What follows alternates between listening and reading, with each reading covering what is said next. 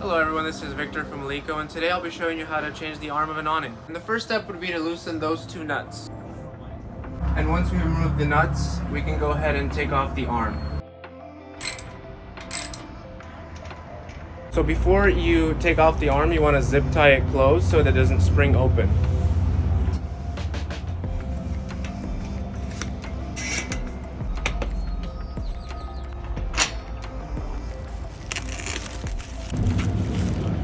So it comes with the arm bar link, and you don't need to cut the tape until the arm is fully installed.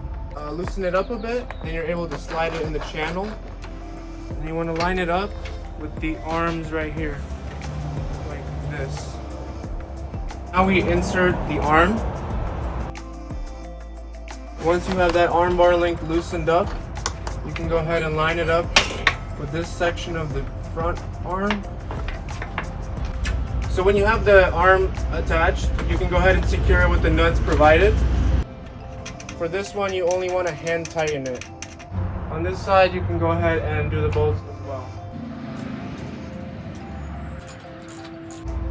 So once you have the nuts reattached, you can go ahead and retighten the arm bar link. And then you can cut the arm free so you can get to the other side of the arm bar link.